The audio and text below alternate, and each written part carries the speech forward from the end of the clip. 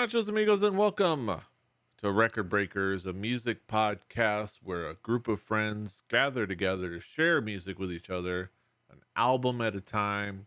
It's like a little book club for music, and it's also where I've finally realized that I don't have to go like 400 miles per hour. I can actually stop and enunciate when I speak, so I don't mumble. I can just, I can just take my time. I'm PD Rave. And here with me is my team, my squad, my crew, my gang, my triumvirate. We've got David Majors, aka DJM. Buenos tacos, muchachos. The quick brown fox jumped over the lazy dog. Red leather, yellow leather. And right at the end, we have Drew Snyder. I'm not doing tongue twisters. We are here to talk about music. We're here to talk about an album.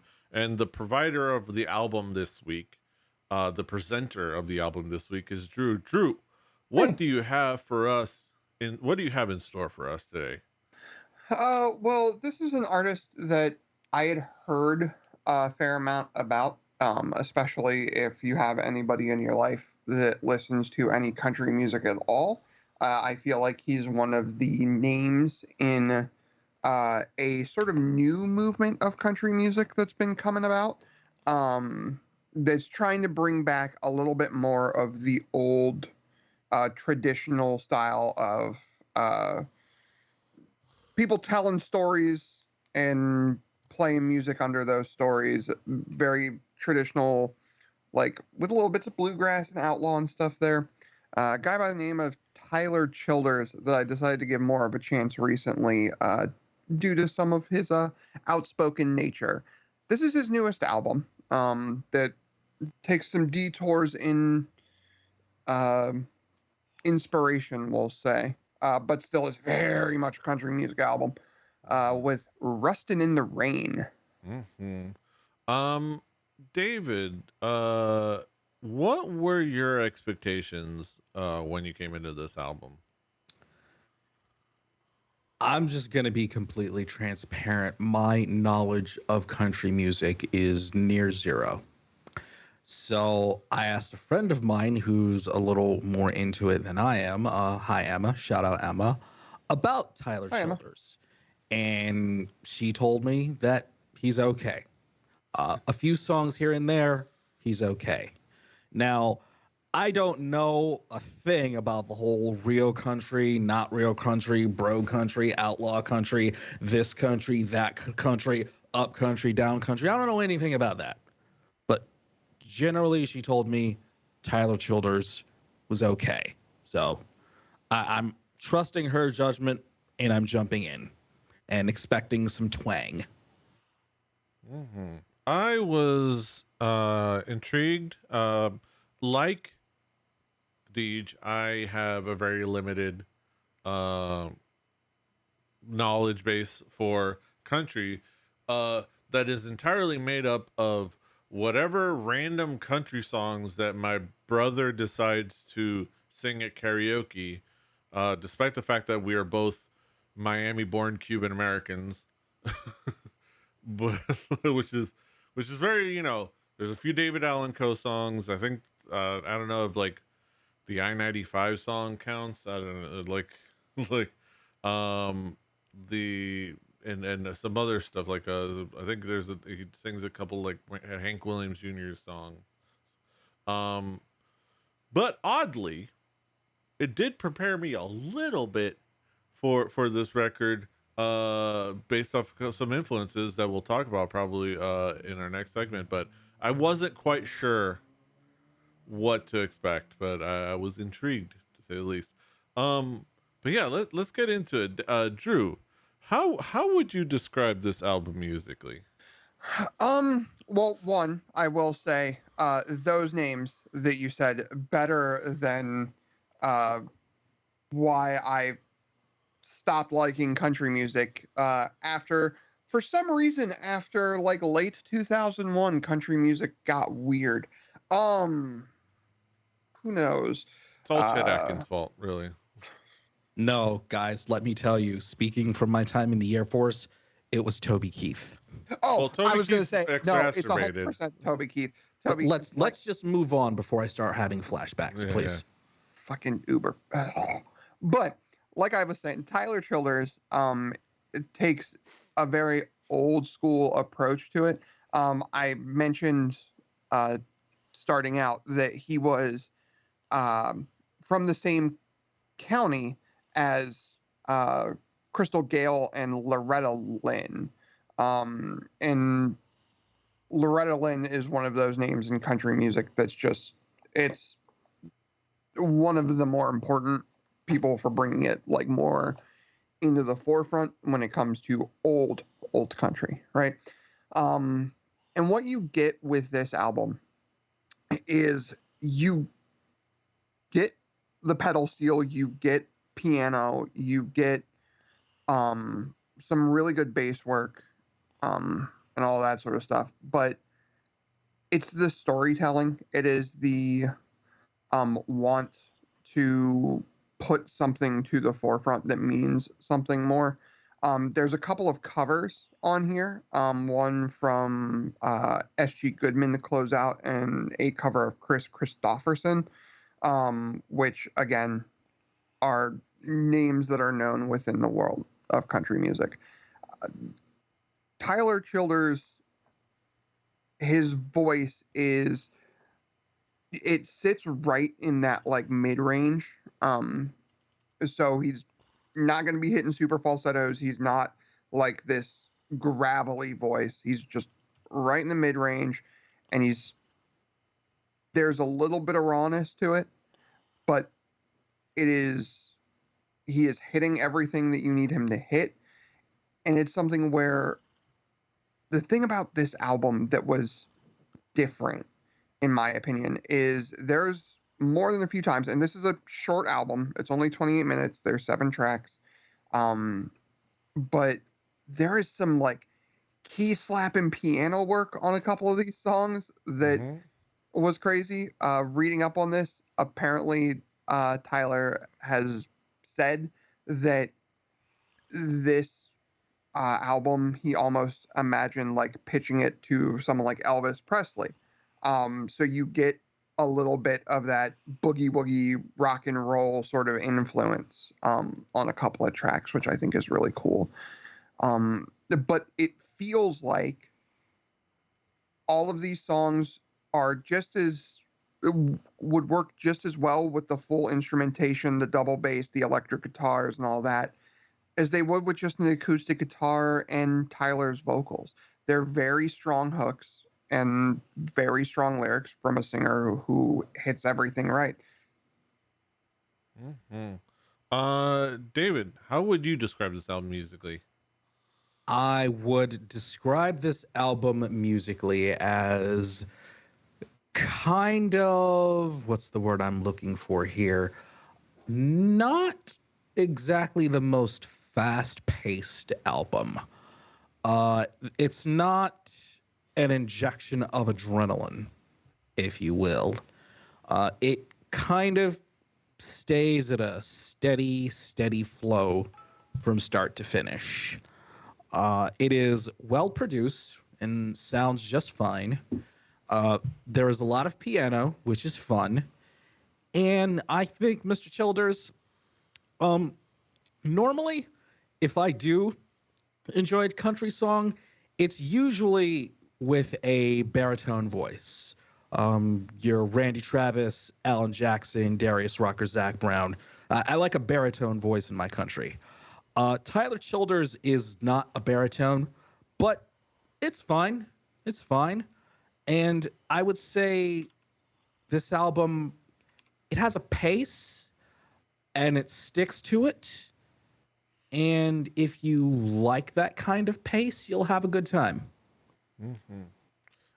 Yeah, this is very country in a lot of ways. It's very like um it has like some new sounds, but it's very throwback to like certain sounds back in the day. Like he points out, people point out that he does have like a lot of influences from outlaw country.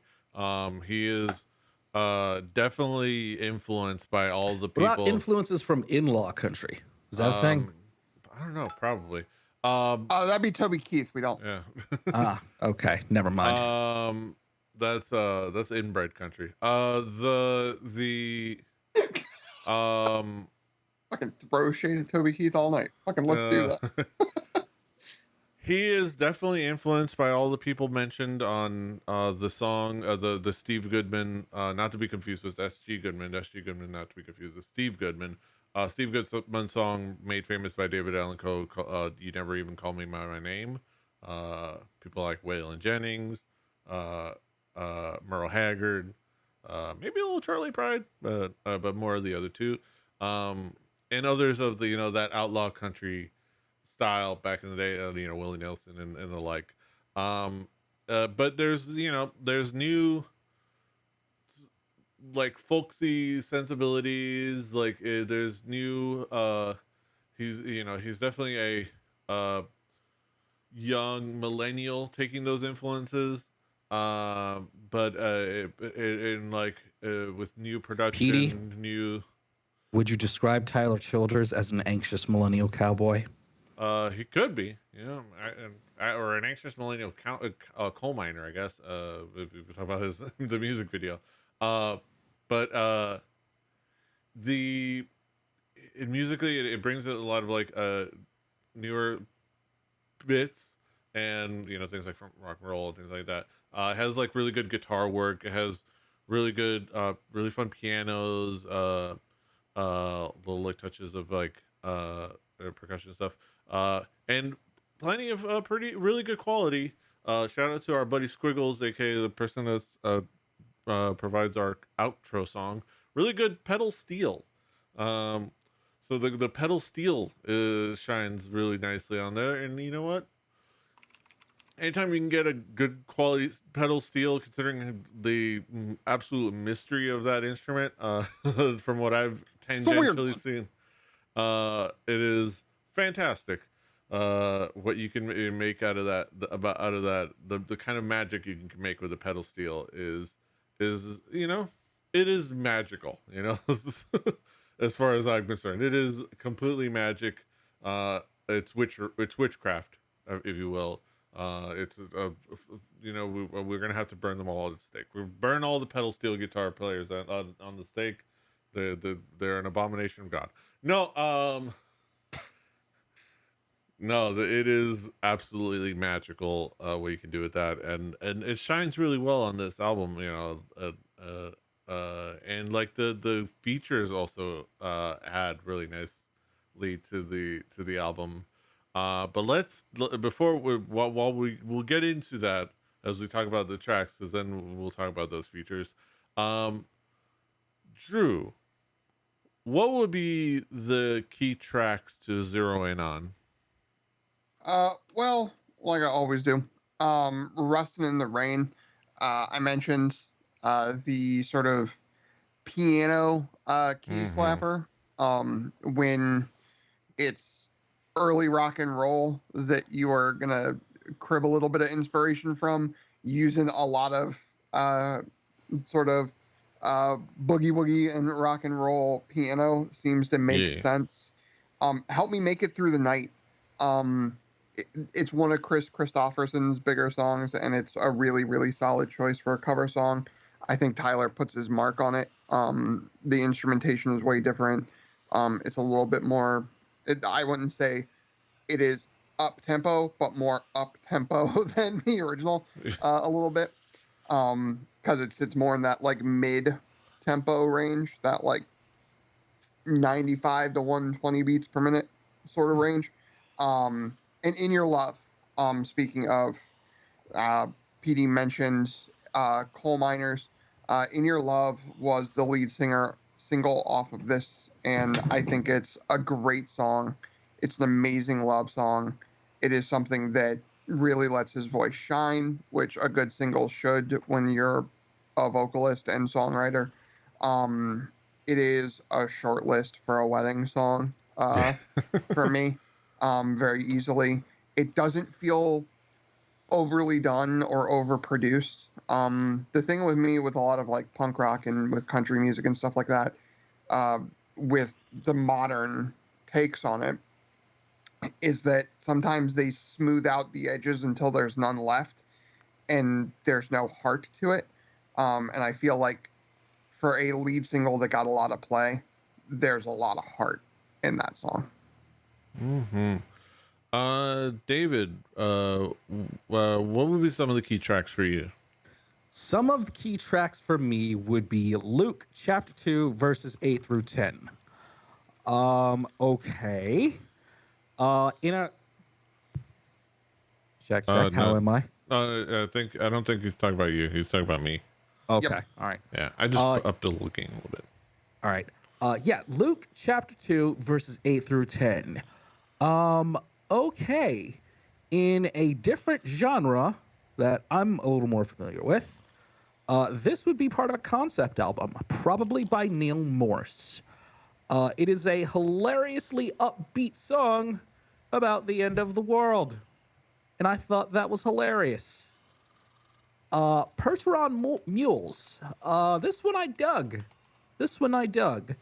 I wrote in my notes, this one sounds, dare I say, like a good old time. And it was a bit of a departure from the rest of the album in that regard. This one had a little more bounce to it, and I had some fun.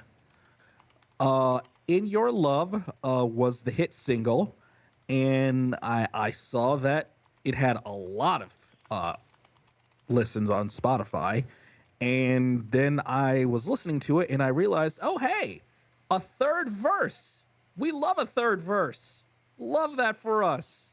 Love that. So those were my three, with an extra check for Percheron Mules. Mm-hmm. The for me, the key tracks I would start with the opening track, as we do Rustin In The Rain. I think because it just sets a stage, sets a tone right off the bat, with the vocals and with the like personality and the tempo. All the little pieces shine, all the instruments shine really well. Like the guitar, the pianos, the vocals, and all work really well. Of course, "Help Me Make It Through the Night," the Chris Christopherson track. It is a nice variation on a classic that I don't know that for some reason I was surprised I had heard before. I don't know, like, but it was just like, oh, I've heard this song before. And but it's done really well. Like the guitars are really nice. There's some really nice moments. Like the it just kind of has a lovely feel to it. I would go to Percheron Mules, and there's something about the like, it's very toe tapper, very like very like peppy song. You know, not a adrenaline. It'll get your feet moving. Mm-hmm. You know, and it's fun. It's like it's one of those like, you know, knee slapping, foot stomping songs. And Toe only tapping, if you will.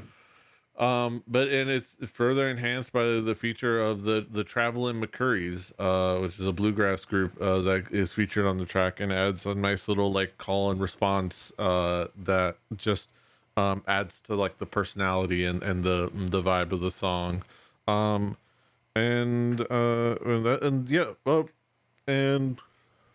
think that's it. And then of course, "In Your Love" is just it was just a feel good track. It's a love song. And it's not a typical like tear in your beer kind of song. It's just a nice love song.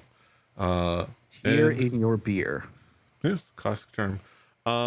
It is well done, well made. It definitely kind of like at first feels out of place when you like it starts, because like the it feels a little bit more like it's about to start a musical number, but yeah, it just feels right, and his vocals sit in a nice place for the mood and the personality of the song. Let's bring it back around the horn and talk about some conclusive thoughts. David, what would be your conclusion on this album as a whole? My conclusion would be that it was fine. It did not blow me away for a few reasons. A lot of the album felt very schmaltzy, almost sappy. It felt a little bit on the overly sentimental side. And because my heart is black and cold and dead, that's a couple of points off. As I said, speaking from a personal preference, Maybe there's a reason I've been listening to a lot of Tyler Childers lately.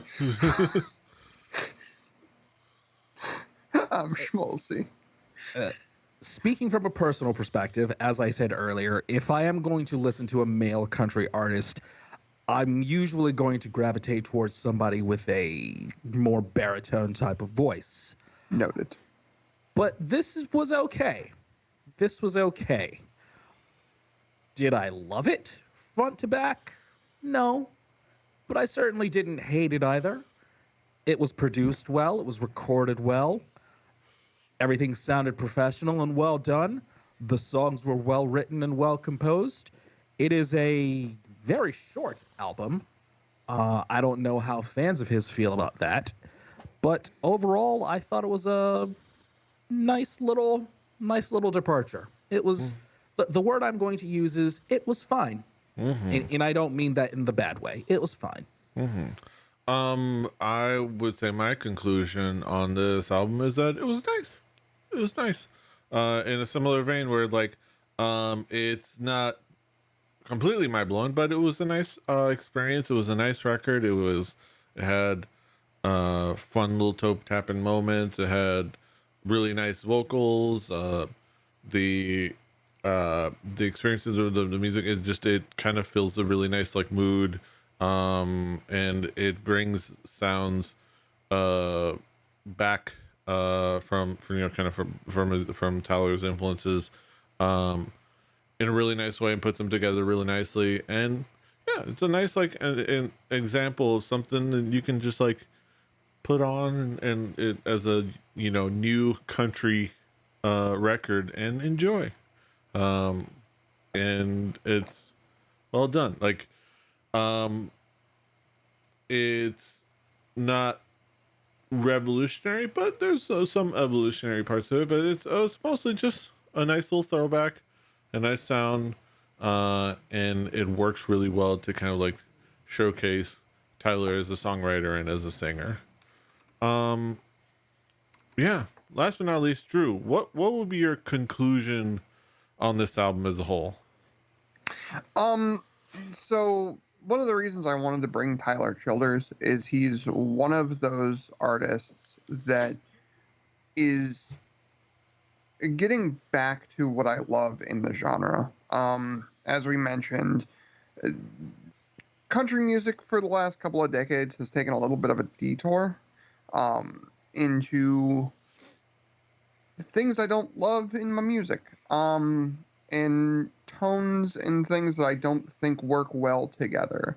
I think country music is at its best when it's simple music written by people who have a story to tell and a voice that you want to listen to tell the story.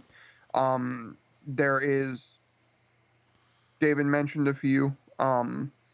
There's other ones out there that I think are pushing more of a storyteller vibe.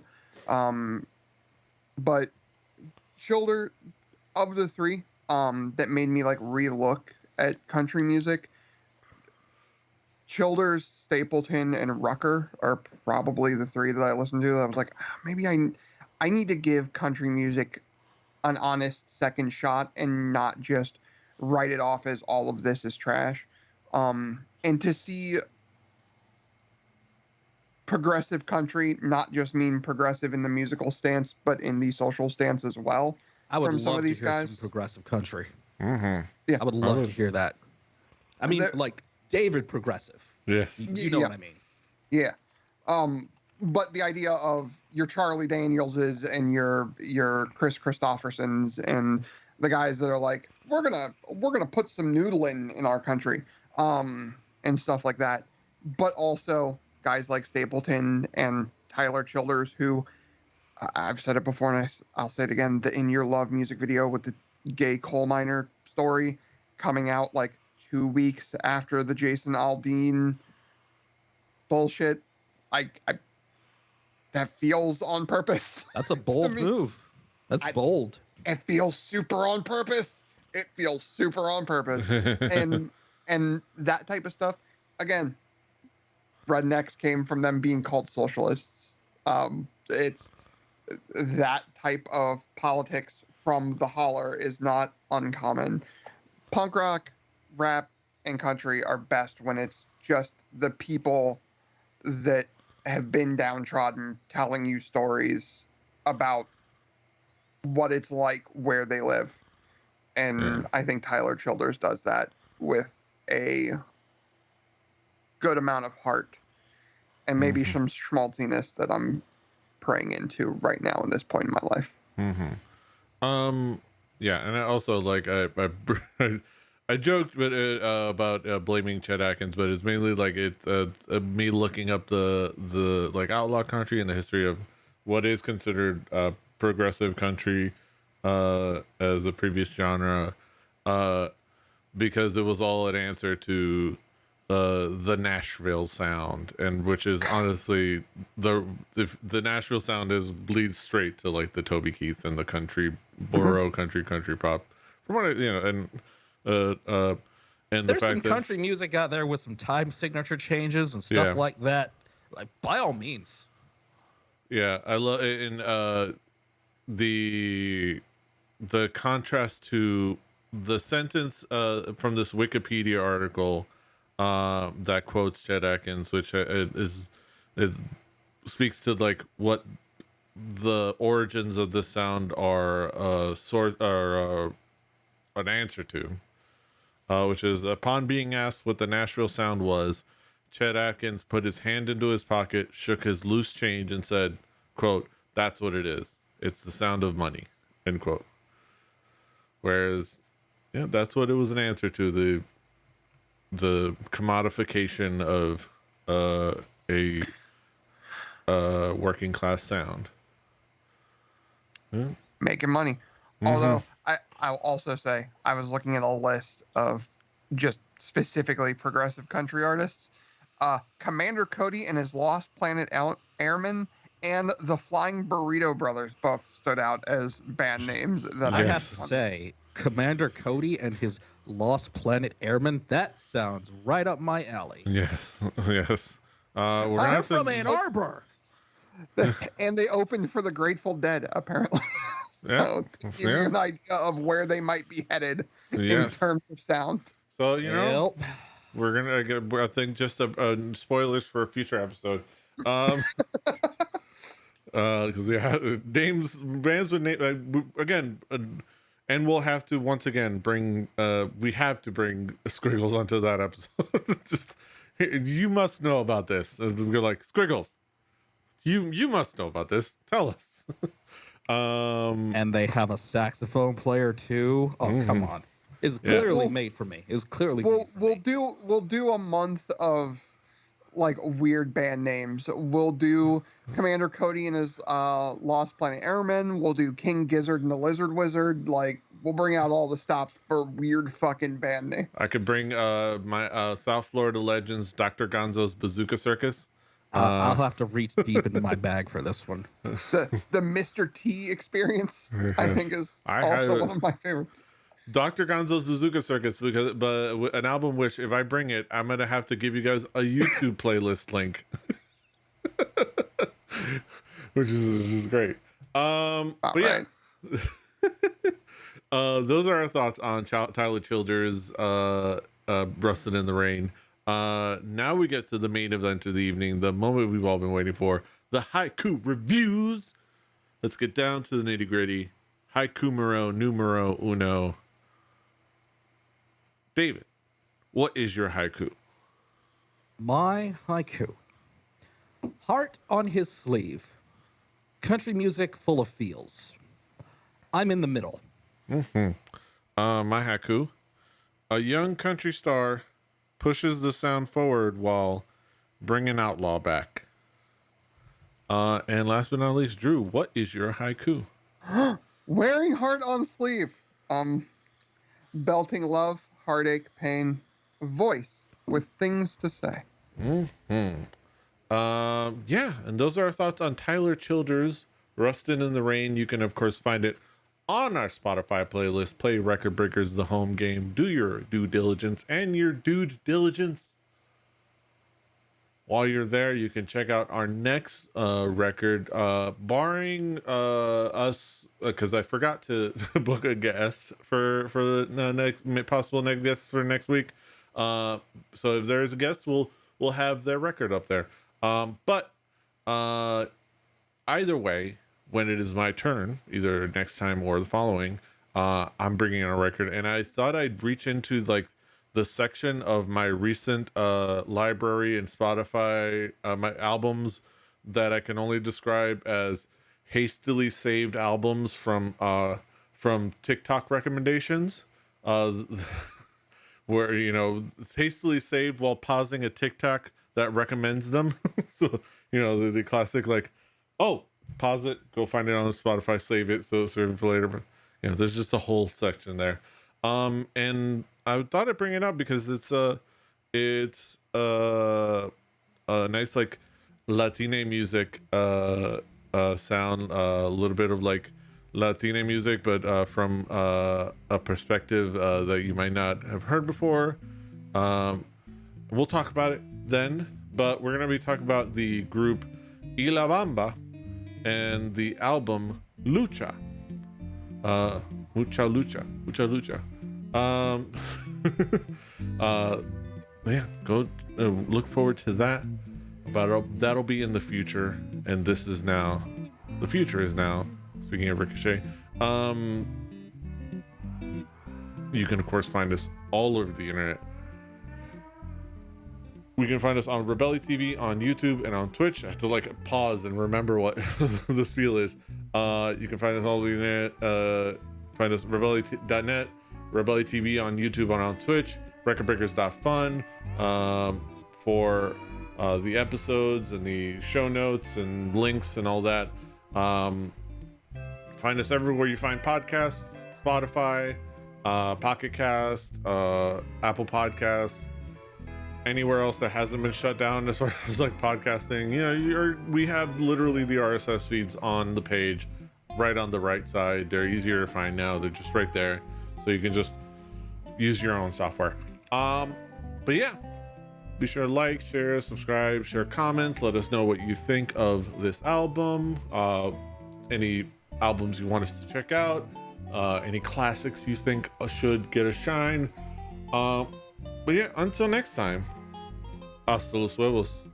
Toodaloo. Bye-bye. Oh, bye Long and bye. prosper. Annyeong. Fighting.